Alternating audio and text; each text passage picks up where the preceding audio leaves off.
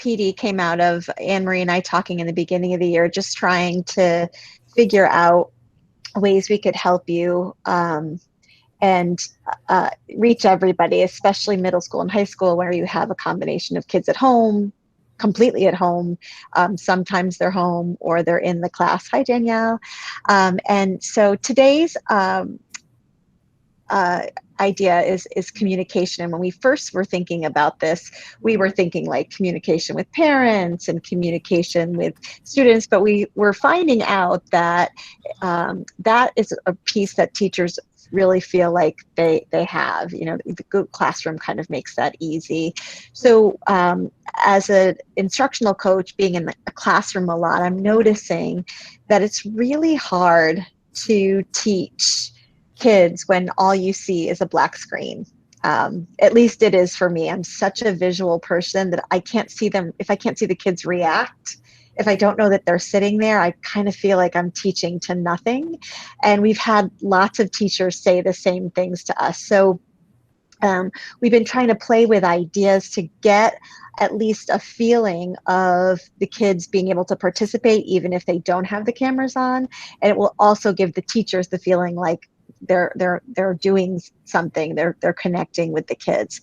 And the good news with that black screen is that most of the district has heard, teachers have heard the message that we really can't require cameras being on. We just can't. It's their homes, the privacy of their own homes. We don't know what's going on in the background. We don't want to make them uncomfortable. We don't know what it is that's happening in their space. So, that's a great thing that teachers have heard that, but we're finding that it's almost impossible to teach to black screens. So this, hopefully today, this helps you come up with some ideas so that you are having some interaction with the kids no matter what.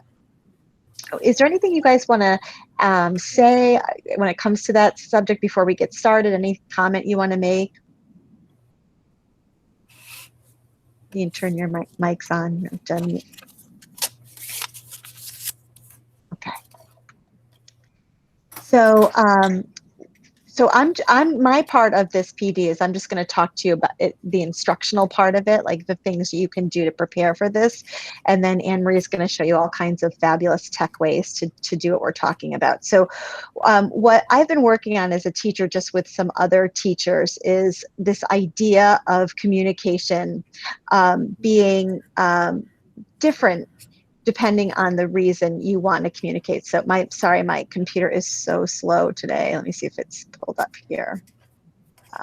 So when we take a look at ways to communicate, the very first thing that I've been doing with the teachers I work with is talking about this idea of strategic stops. So, typically, secondary teachers were really used to lecturing and talking a lot. But when we have kids at home, we have to kind of break out of that mold and think 10 minutes at a time. Do 10 minutes of talking and then do something where the kids can communicate with you. But these stops should be strategic and you really want to think about them. So there's 4 reasons to stop, right? There's to get the students to process. There's to give a formative assessment or check for understanding. And this is especially true if you have taught something that's a priority standard or if it's part of your learning intentions for the unit. We can stop just to gather questions, and we can stop just to give them a break from the learning, or just selfishly to see, is there anybody out there, and so when you are planning these strategic stops, you want to think, what is it? What is the reason I want to stop? Because those reasons will really lead you to the kind of tech you want to use. So when you start to think about this, when I was just in a 7th grade ELA class today, and our reason for stopping today was to help kids process this new skill that we were teaching. We were doing a read aloud, and we wanted them to process. And so every time we stopped, and we stopped 3 or 4 times within the block, the reason for stopping was to get them to process. And we knew that we were doing that. We had strategically planned that. So when you go through your lessons, you want to find a place to stop every 10 minutes or so, but not just to do anything willy-nilly, just to say, why would I stop here? Do I think we need to process? Do I want to do a check-in for understanding? Do I just want to ask for questions, or do I want to give them a break from the learning and selfishly see if there's anybody out there? So once you've done that, once you've thought to yourself the kinds of stops you want to do, there's lots of ways that you can do these things. So you can use breakout rooms, which I think that a lot of us have played with, and Annemarie's probably going to talk about more in a little bit. But breakout rooms, what I'm finding with the teachers I'm working with is you can do a breakout room, but not everybody's going to talk. It does, if you are checking to see if your reason for doing the stop is just check to see if anybody's out there, breakout rooms might not be the best, because they go to the breakout room and they still don't say anything, right? Or their cameras are still off. We can also use the chat box and polls and question and answers, and we can also do discussion boards. And so most of my part today is going to be talking about discussion boards. And then I know that Annemarie's got lots of tech to show you how to do that. But just going back to polls for a second, Rob Manning and I decided we were going to try to use these polls because we were feeling like there were so many black screens, especially on his C day or something, that there's more kids home than there are in the classroom. And so we decided to use polls 2 or 3 times in the classroom. And we told the kids that we expected them to answer the polls. One of our reasons for polls was to check to see if they were out there, was to connect with them.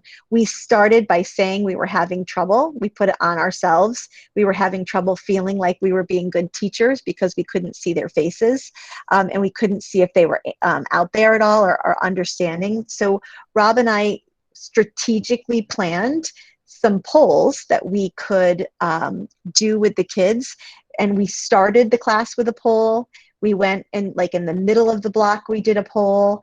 And then toward the end of the block, we did a poll. And we said to the kids, there's 23 of you in here. We should see 23 answers on the poll. And we gave lots and lots of wait time, and kept saying, oh, we've got 19. Where are the others? And while this is more anonymous, Anne-Marie, you do get a report, right? Yeah. Yeah, so we couldn't really see who wasn't answering when we were doing the polls, but when Rob got the report, he could see. And this is a great way to know, did somebody just turn their camera on and then leave, right? Or turn their, join the meet and leave. It's a really great, quick way to do that. Sure enough, by the end of the class, we had the whole class participating in the polls, and the polls kind of gave us a way to discuss and process as well. So I liked the use of polls, and when Anne-Marie talks to you about how to do that, it's definitely a quick way to just take a break from the learning and communicate, at least have the kids communicate to you.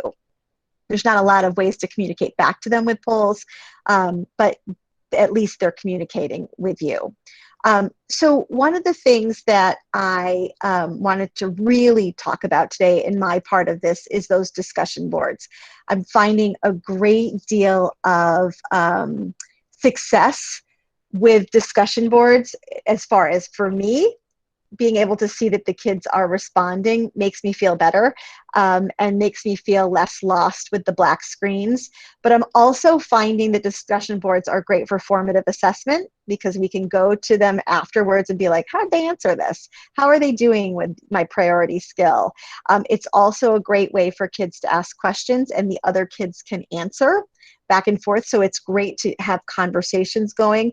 These discussion boards, for me, really take care of all 4 of those reasons for doing the strategic stops.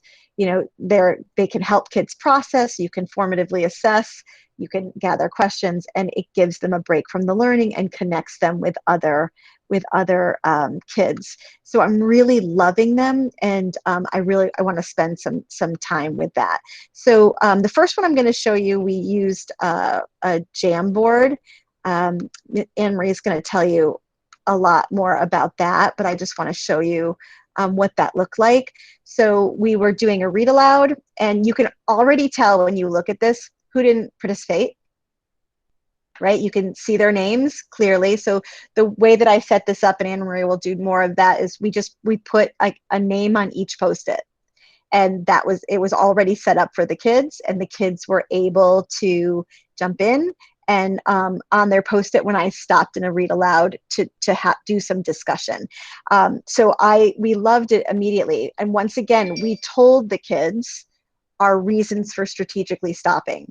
We told the kids we wanted to see how well they were doing with the skill that we were working on. We told them that it was a way for us to check in to see if they were connecting with the lesson, if we were doing our job as teachers. And it was also going to be a way for kids to have conversation in breakout rooms later. So the kids knew the 3 reasons for the strategic stops. They knew that they were expected to write if they were really there in the meet. And so you can see that there were some kids that were in the meet that didn't respond, and the teacher was able to later on pick up the phone or email those kids and be like, look, your Post-its are blank, so I'm assuming you weren't really there today.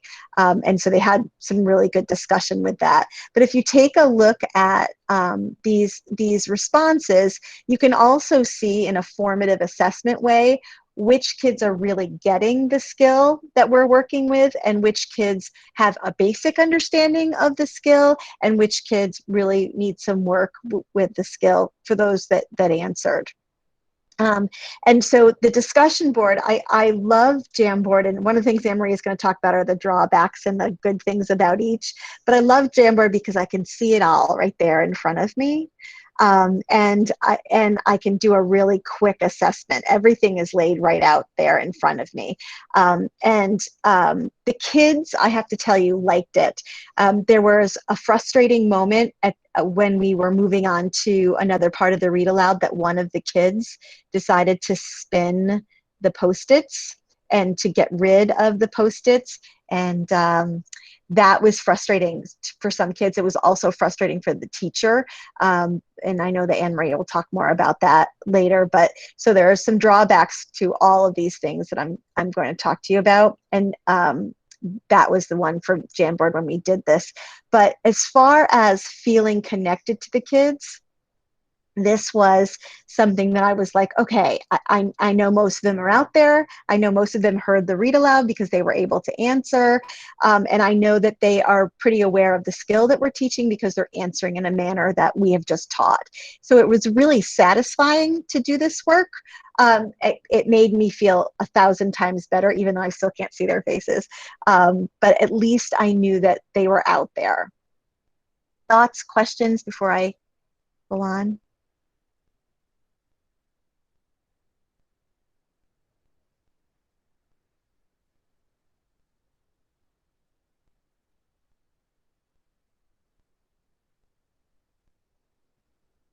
I'm really good at wait time.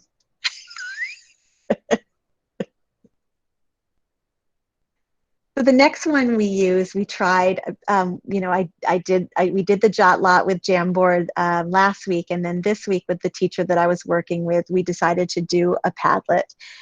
So you can see that I set up a Padlet the same way, where we use the shelf format, which I'm sure Annemarie will show you, and we made it so that each kid had a column, and then we did some strategic stops today where we were doing lots of things, and the kids knew what the strategic stops were going to be, which was that we were going to stop to talk about new vocabulary.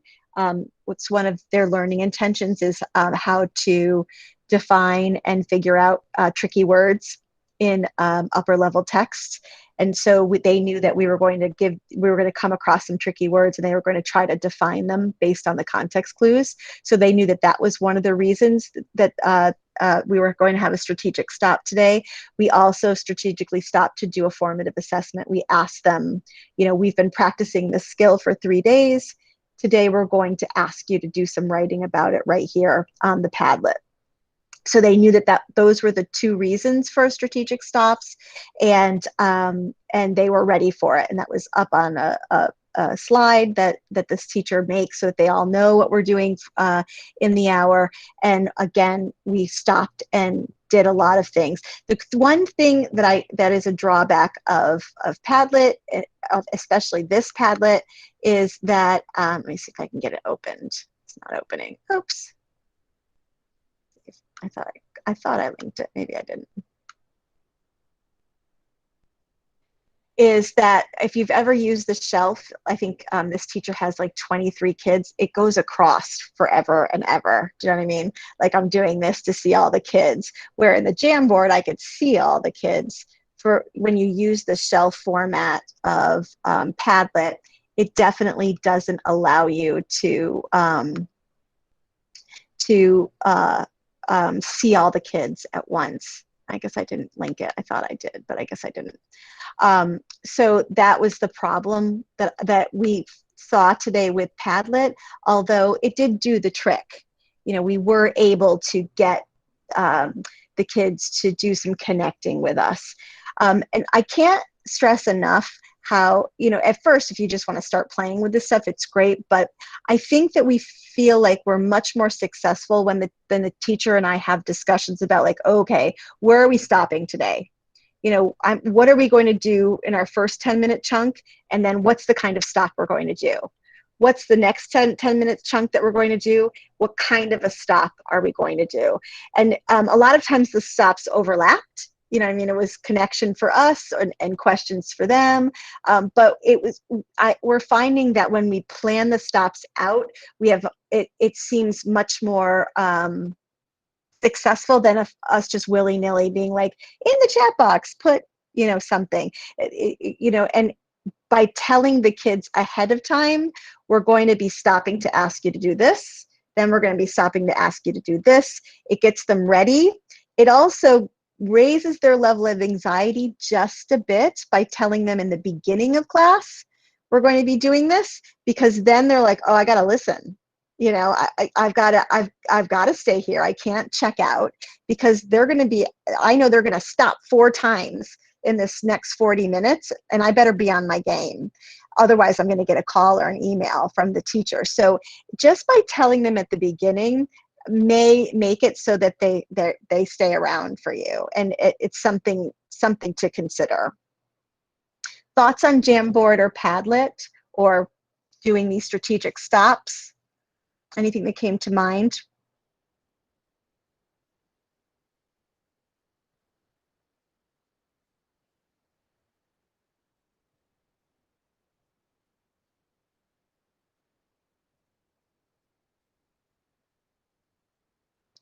So one thing I wanted to tell you is that these strategic stops, when we use them as a formative assessment or as a way to process, are beautiful pieces to take with them into the breakout rooms. We are finding that breakout rooms are the conversation is flowing much more when the kids have a chance to do the processing first on the discussion board. So we've been doing these discussion boards, and then, you know, sometimes in the middle of teaching, sometimes toward the end of teaching, we'll say, hey, let's go back to the discussion boards. Find a Post-it that you want to discuss. And it didn't have to be theirs. It could be somebody else's, but find a Post-it that kind of piques your interest, makes you think, or maybe you agree with it, maybe you disagree with it. Find a Post-it, or find that, you know, section where somebody has written an idea. You know, take that with you into the breakout and talk. And it was amazing to us how much more the kids talked when they had that thing with them.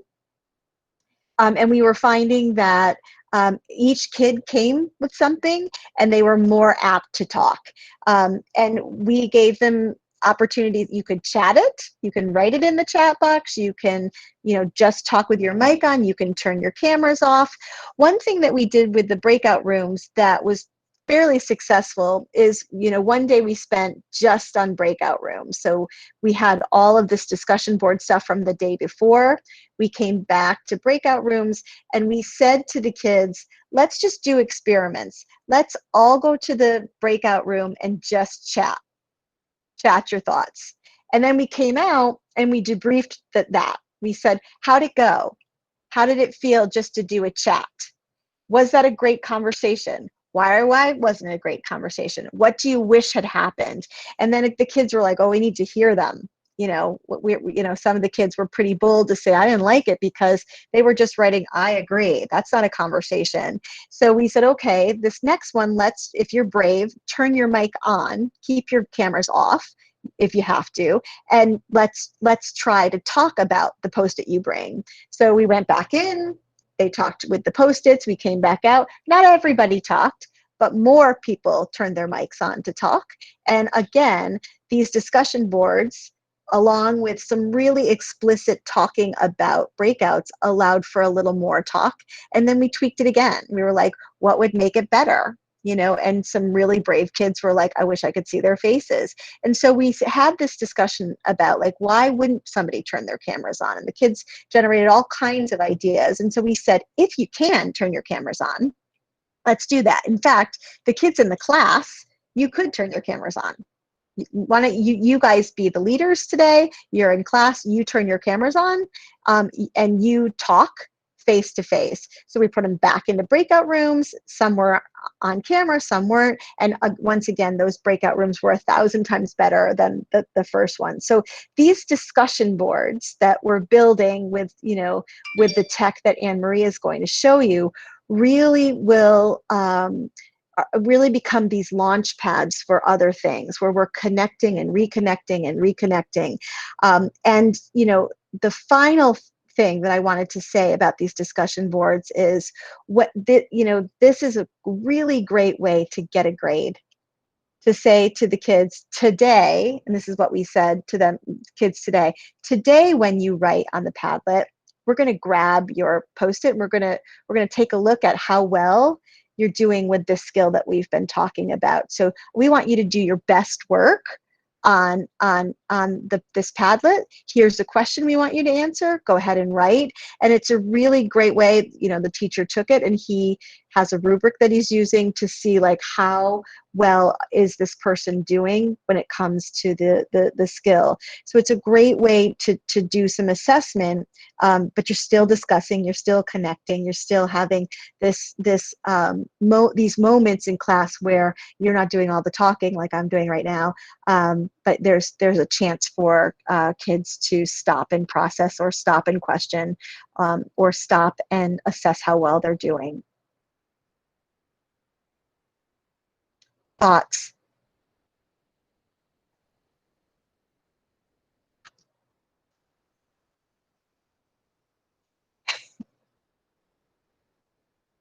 Quiet also gives me anxiety too.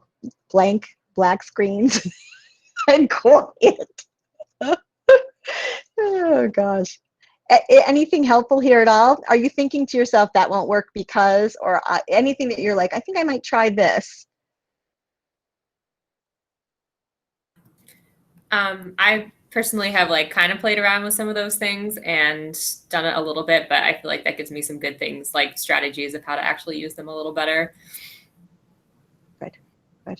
I used Jamboard last week for the first time, and I definitely had to go over, use the Post-it note, and we can see if someone's scribbling or doing something, and deleting others. So we had a little bit of that. I'm going to use it again because I think they liked it. And hopefully I don't get any of but that's the one negative side of it, is you could have kids delete others' posts. And then I think you also have a Jotlot just in a, I guess, Google Doc where I put all the kids' names, and Yeah. And it was the same thing, and they didn't do anything there, so that worked great as well. Yeah. Are you talking about that, Annemarie? Those, okay, yeah. Anne-Marie's going to talk about those notes, so thanks, Okay. Danielle, for that reminder. I do think you're really smart, though, Danielle. It's something that the other teacher I was working with, he ended up doing with his second block. We worked on this first block. In the second block, he was like, look, dudes, this is what happened, do you know what I mean, in the first block. And it just isn't cool, and he had a really explicit conversation, like, how would you feel if, Yeah. you know what I mean, you worked really hard on this jot lot, and then somebody was spinning it or erasing it, you know. And so they came up with like just 3 basic, like, if we do this jot lot, we agree to, and the kids came up with it, like, we agree to leave the Post-its alone, we agree not to, you know, move the Post-its, we agree. So they came up with this list of agreements that, you know, the teacher just put up. And he said he had much more success with it in the second block. Now, interestingly enough, he forgot to do that in the 4th block, and it was a disaster. The kids were, do you know what I mean? The one thing that we were able to do when in the 4th block is he was able to use the back arrows to kind of get it back to set. Do you know what I mean? Okay. Because, you know, which was great, because then the kids didn't lose their hard work. But it is, you know, so many stinkers ruining stuff, you know.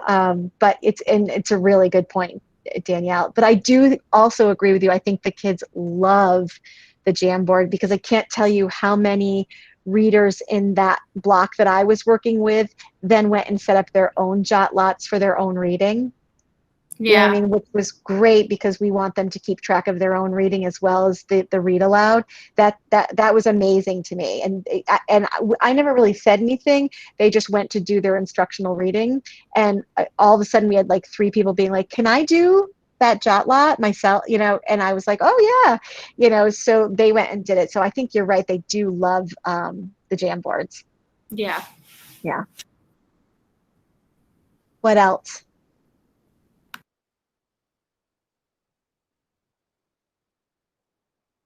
Ready to take it away, Annemarie? Sure. Okay. Do you want me to take over presenting? Is that okay? So Yeah, you don't have to keep sure, for of me? course, of course. Okay.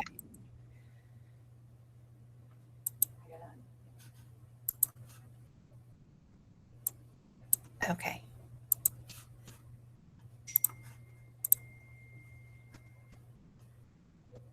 All right, guys, it should be switching over.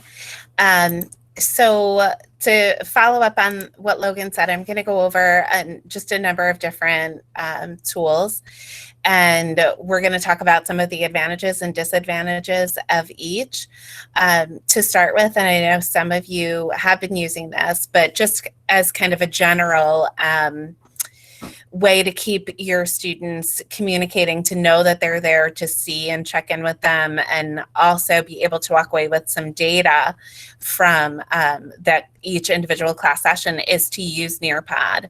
And when you're using Nearpod, there are so many different choices that you have. Some of them are going to give you collaborative features, which is wonderful, and some of them are not. And, you know, like each of the tools that we're going to talk about today, there are limitations, and some of them offer you more control than others, but you know, it's really all dependent on what it is that you're doing. Why is that a stopping point? What do you want to accomplish in terms of which tool you want to use at any particular time? So the Collaborate board is a great alternative to a Jam in terms of collaboration. You'll notice that a Collaborate board looks virtually the same as a Jam board in terms of, you know, it's structured the same way. You have a board, you have Post-its that have students' ideas on it. A nice thing about a Collaborate board is that kids can read and like each other's work. They can't comment to each other. They can't manipulate each other's content. So they can't come in here and spin the Post-it. They can't delete someone's writing. All they can do is view and like. Nearpod Collaborate boards also give you the feature of being able to decide whether or not you want to approve posts before they go live.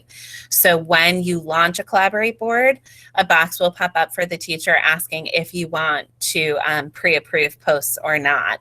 And so that's, you know, just dependent on how you feel your class functions, if you feel like you need to preview something before it goes in front of the class. But this is a tool that has similar capability to Jamboard. I can see it all in one spot. I'm not scrolling to the side the way I am in a Padlet, but I will have to scroll down, as you can see. But I think it is a little bit more it's a little easier to tell that the content is there, right? On this image, you can see that there are Post-its at the bottom that you would need to scroll through, whereas sometimes on the Padlet, the work that hides to the right, sometimes people don't even realize is all there. So the Collaborate board, similar functionality, but like I said, more control for you as the teacher in terms of, you know, monitoring what they're posting and not giving them a feature where they're not able to edit or mess around with someone else's work. There are so many activities within Nearpod that will help you to keep track of the kids' participation. So, and you know, you could throw up an individual Nearpod, you could put up just a draw it slide, you could put in your lesson just a Collaborate board. You don't have to necessarily do an entire lesson in Nearpod, but maybe you want to put in one as one of your stopping points within the lesson based on what you're doing. So just to kind of talk about each of them a little bit, Time to Climb is a game. It's similar to Kahoot. It's a multiple choice. The kids choose an avatar. The only caution that I have about it, which is a drawback compared to Kahoot, is that the features are much more elementary looking, but they do have holiday ones. I just did a Halloween one with a class a week or so ago. But it's similar in that you're asking questions, the kids advance, and you can tell right away because the avatars have a name. So you see who's advancing and who's not. And at the end, as with any Nearpod feature, you're going to get a report. So you'll see, you know, were kids understanding the content, or were they checked out and you got zero participation from a student, and you'll have that data. Open-ended questions are wonderful because they allow students to record. So in talking about giving kids voice and choice, when you pose a question as an open-ended question, you can also record your voice for students to listen to the question, but students can also respond. If you toggle that on, they can respond verbally instead of just writing. So it's just another option. And again, it allows you to see their involvement and engagement. Matching pairs are just that. You can do this for vocabulary. We did it at the elementary level for sight words that they were matching. A quiz is a traditional quiz, multiple choice format. You'll get it graded for you. So in that way, it's similar to a Google form where you create it, you pick the answer, and you'll see their score in the report. Flipgrid, I'm going to talk about separately in a couple of minutes. So I'm going to skip over that one for now, but just know that you can access and embed a Flipgrid into a Nearpod. Draw It is next to Collaborate board, one of my favorite other activities within Nearpod because it allows kids to use the touch screen and write on the screen, to type. They just have a lot more choice in it. And you can use that for anything. You can use it for writing. You can use it for math. It has a lot of capabilities. The Collaborate board we talked about, that's what looks similar to a Jamboard. Polling, you're going to ask questions and poll the class and just show the results to the class so that you, again, are seeing that everybody is with you and gauging understanding or gauging response to a topic. Fill in the blanks is just a basic function.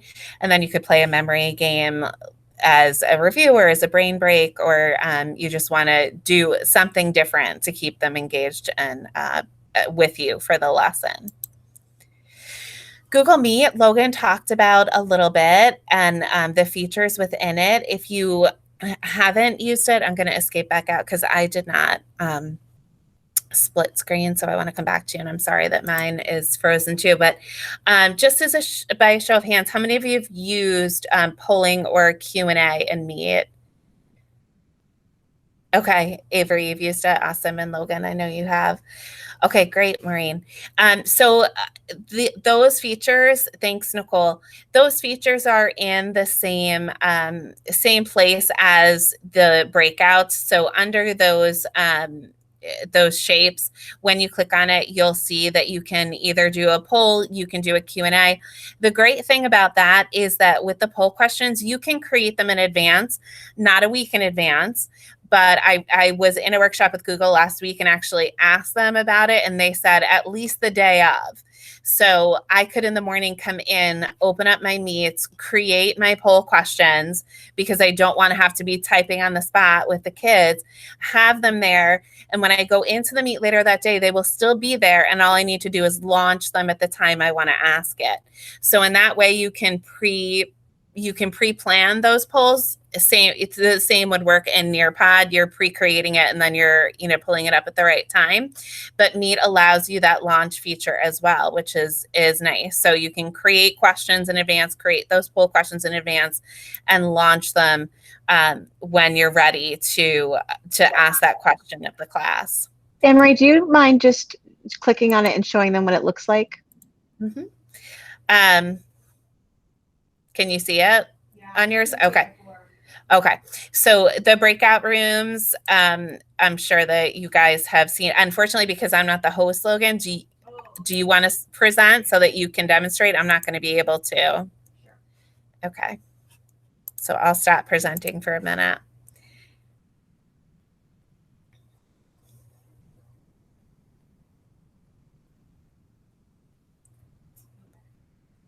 Here we go. So it says breakout, polls, question answer. So breakout rooms look like this. Often it doesn't show up on mine either. That's weird, right? I wonder, I don't know why neither of us are considered the host. I don't know. But I figured you had them because you got into the meeting first.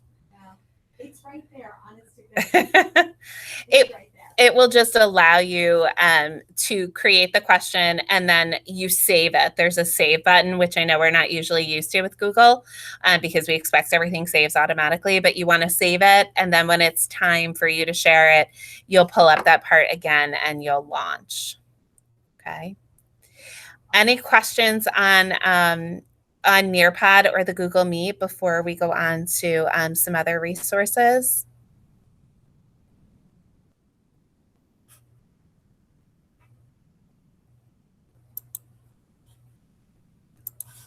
Okay.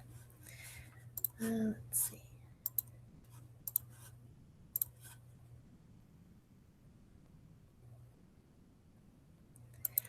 All right.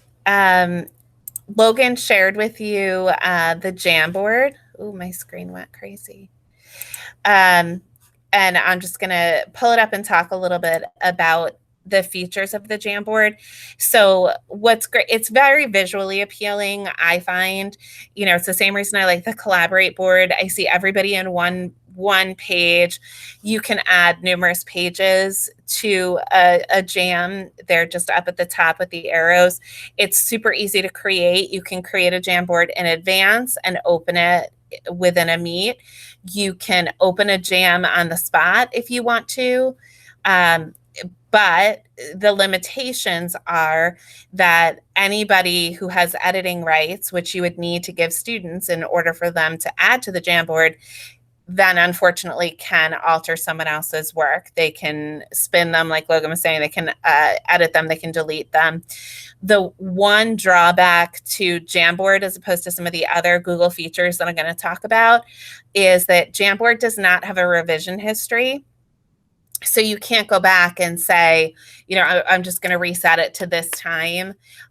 You can back arrow it. You can undo work that's been, if someone's done something to someone else's work, but you can't go back to a certain time, and you can't use that version history to say, oh, so-and-so, I know you were the one who messed with Jordan's Post-it, and have that conversation. So that's a limitation of Jamboard. That's something that, a number of us have communicated to Google as a flaw for its use in the classroom. And Google is very responsive to teachers. So I would encourage you, if you really like using Jamboard, but that is a challenge that you're encountering, I'd strongly encourage you to give feedback to Google on it. And you can give feedback to Google in any of its applications. There's always a question mark icon that you can click on and give them feedback. So Jamboard is a wonderful tool for all of those reasons, but that is a limitation of it. Padlet. This is a Padlet from Superintendent Conference Day, and you'll see at the top are questions that I posed or topics that I posed and people's responses.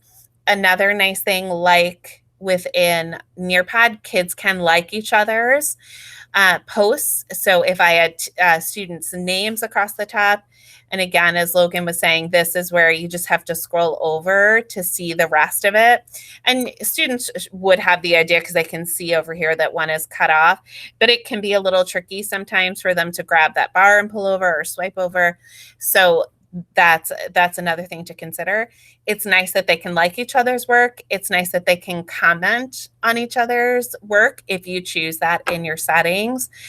So it is more interactive than a Nearpod Collaborate board. You can approve posts or not, depending on what your class needs are. You can turn on certain filters if you're concerned about or have had students use profanity. There's a profanity filter in Padlet that actually just puts in like a little emoji if somebody uses a word that they shouldn't on a Padlet. But these are very user-friendly, and I know we have been pitching Padlet since the summer.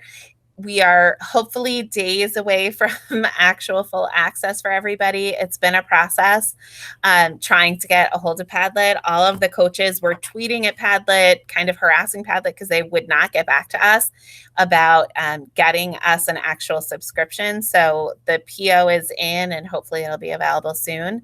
But it's a great tool for students to be able to collaborate, interact, and you have record of what they've done. You have record of their participation. You know who was there. You know what they did, and you have that information to take away from your lesson. Can I just add something quick, Annemarie, Yeah, just please because do. I know while we've been waiting for the subscription for Padlet, Mr. Stryker was able to get everyone a 30-day free trial. So if this is something you want to start using right away, you just have to create an account by logging in with your Google credentials, and it will give you a free 30-day when they recognize that you're from Glens Falls. I just know that just because a teacher did that today, and so he was able to create one while we're waiting for the subscription. So that is available for you. Thanks, Logan. Does anyone have any questions on Padlet or anything to add? Any experiences with it, positive or negative? Sometimes we don't always, especially as tech coach, I don't always get to go in and see how things are working in the classroom if we're not invited in. So we really appreciate your feedback. If as you're using any of these things, there's anything that you're experiencing, we appreciate you letting us know too. Okay, Flipgrid. If you haven't used Flipgrid, it's very easy to use. This is a link to a brain break. I'm going to join with a different email account so that you can see it. Oh, it won't let me because I'm not in the domain. I was hoping. I'll go in this way and show you the teacher end. So when you are in, all you would need to do is record a response, and then students are going to see a board of multiple responses. So it's going to open up and it asks kids to allow their camera, allow their mic, and then they'll be able to record their response to a prompt. And again, this is a record of their participation. It's more engaging. You could say to the kids at home, if they are not necessarily comfortable with their camera on, maybe they're just going to record with their mic.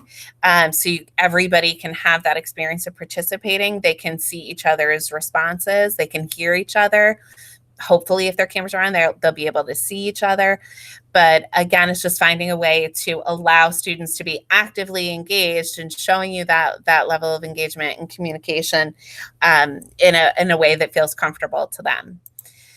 This is Logan's board that she was telling you about that she made within a Google Doc. Logan, do you want to discuss it? Or do you want me Yeah, to? all this is it's a table template in Google Docs, and I actually can't take credit for it. Another coach, I was attending an institute this past weekend, and another coach had created it to take her own notes from the institute. And when I saw it, I was like, I totally want that. So she gave it to me, and then I tweaked it to make it a jot lot. But all this is a table with a black background, and I just put colored notes into each one, so that kids could write in their square, to do some thinking or processing or ask a question, or all those reasons that we do strategic stops. Danielle, this is what you were talking about, yes? And did you have a chance to use it? Yes, I did use it, and the kids enjoyed it. We all looked at it together, and it worked out. So I would definitely use it again. Right. And I think that the table makes it more permanent looking, so the kids aren't going to go in and spin. Do you know what I mean? Like it's like this is my little spot. So I would be interested to see if anyone uses it, if the kids are less apt to fool with it, because it is just like a Jamboard where the kids can go in and edit it. Because if you've given them editing access, that means the whole document. So I would love to know if they're less apt to do it on a table looking thing like this. So let me know if you use it. And if you want this template, I'll just email me, and I'll just share the template with you. That way you have the template and you can tweak it for the way that you want to use it. I'm totally willing just to share it. You know, I got that wrap, that post, that piece right there on top. That's all over. Thanks, Logan. So you can do anything like that in a Google Doc. The great thing about doing a Google Doc as opposed to a Jamboard, again, is that there is more control because you have that version history to go back to see who was working on something when. So those are all of those tools that we just talked about are really the class is working together, right? Everybody is contributing to something. Everyone's going to be able to view the content that their classmates are creating. But we also wanted to talk about some tools that are more intended or can be used in a different way for just teacher to student communication. So if I want individual work, this is a jam that Logan created to use with individuals.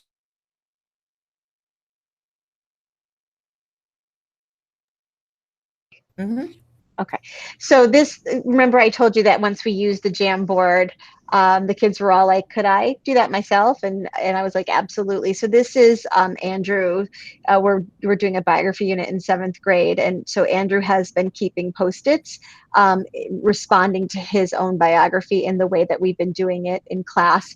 And his are the teal Post-its, and mine are the pink. And so what I've done, I just love the ease of this. I've gone into Andrew's, once every week, and just to see what his Post-its are, and then I respond to them.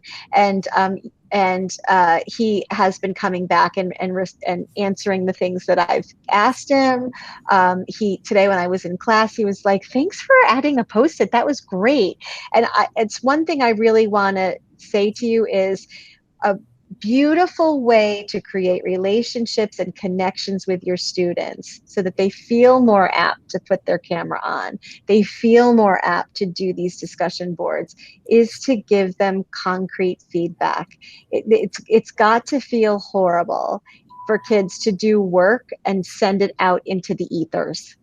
Do you know what I mean? Where it's just this work and they're home and they don't know where. They probably are feeling the same way that we feel when we look at that black screen. Like, where does this work go? Is anyone seeing it? So this Jamboard is such an easy way to respond. Like, here's Andrew's work. And I gave him a Post-it note where my feedback was, I talked about what he was really strong with, and I talked about his next moves. You know what I mean? Like, you did this beautifully. Can't believe that you've already got that. So I would think your next move as a reader is this. And instantaneously the next day, he did that next move. But the thing that really got me was when I walked into class today, his whole face was just like, Miss Fisher, you responded to my my work. Thank you so much. You know what I mean? And it was like, oh, I think sometimes I get so busy that I forget how important it is just to make these individual connections with kids.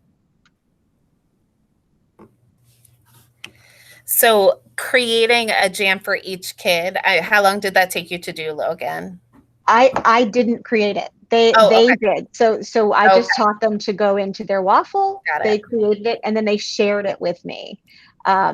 But it doesn't take very long at all. It's really quick. So, and that's even a better way, especially at the secondary level, to do it, to have the kids create it and then the kids own it. We had a conversation recently about ownership, and sometimes people don't always realize that when you create something in a Google Classroom and a student submits it to you, they change the ownership rights. Google changes the ownership rights to the teacher so that kids can't go back and edit after work is submitted. But it also is kind of troubling as a writer submitting your work and not realizing that you don't own it and can't edit it, can't change it until and unless the teacher releases it to you, which sometimes when teachers don't return work, what it means is they're maintaining ownership of something.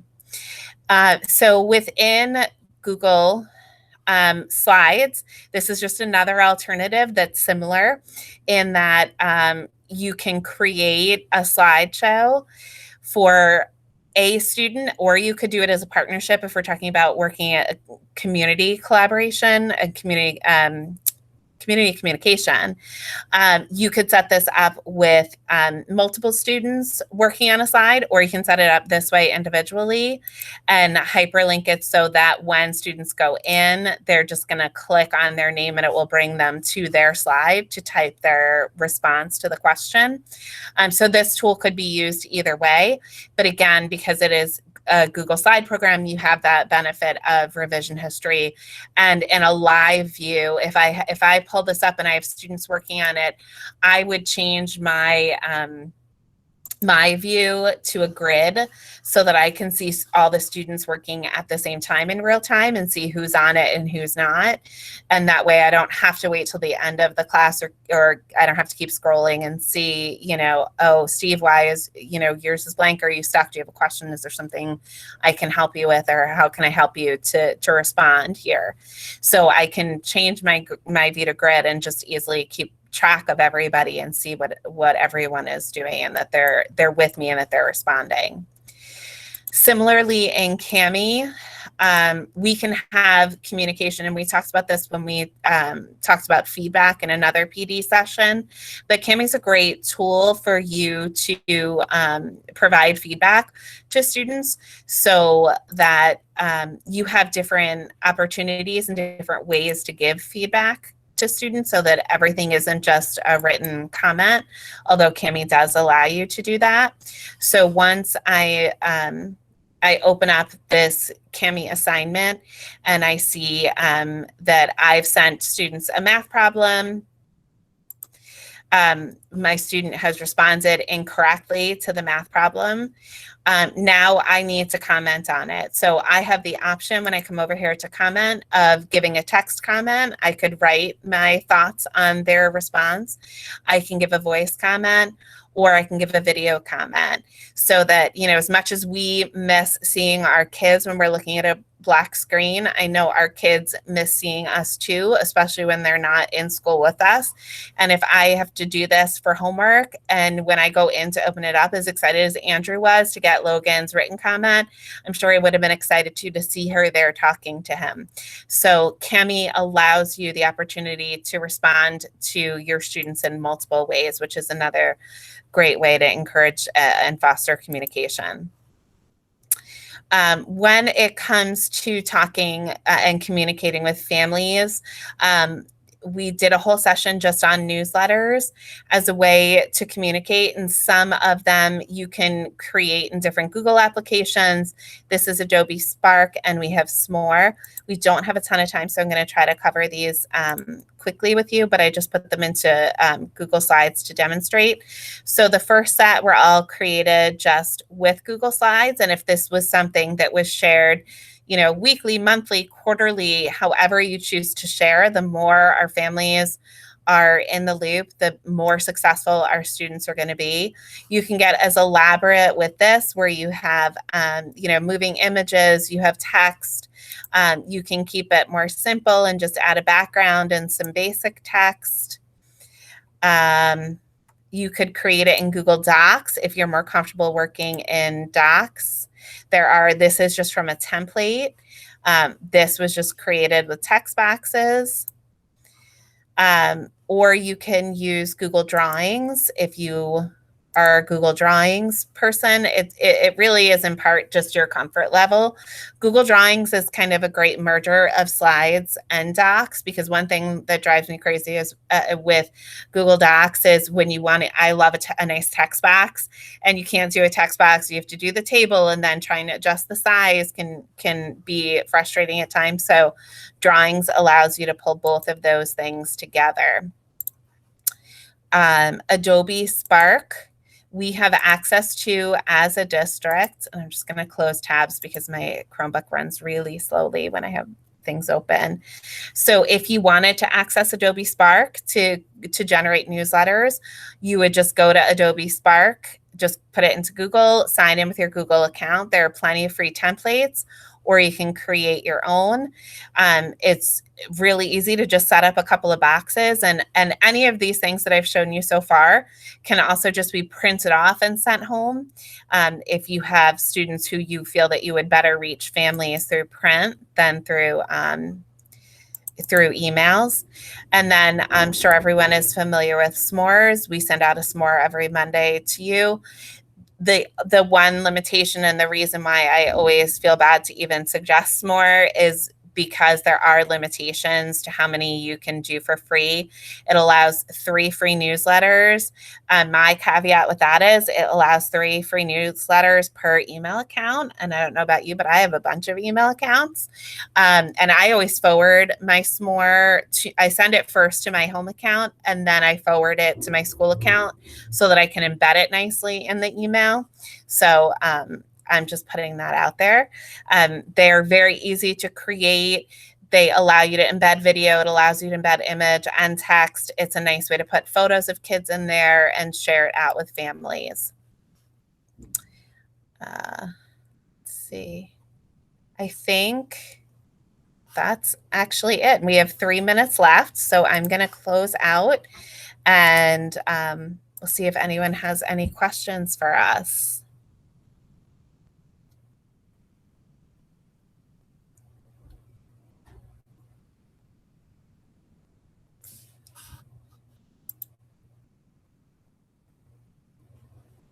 Anything that you saw on here today, or any kind of help you might need with it, because I know we showed you a whole bunch of things. If you need any help with that, just reach out by email, and Annemarie and I would love to come in and help you set anything up that you want to do. Hopefully you saw something that you're like, okay, I'll give that a try. That's always our goal with these PDs, is just find something that you can try, especially if this is something that you're struggling with.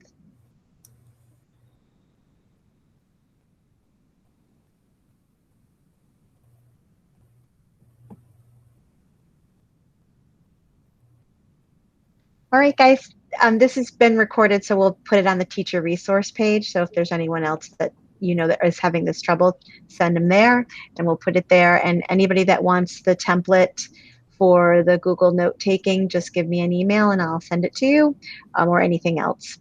We're here to help.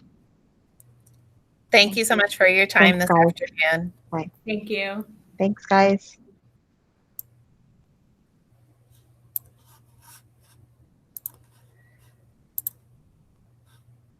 I have to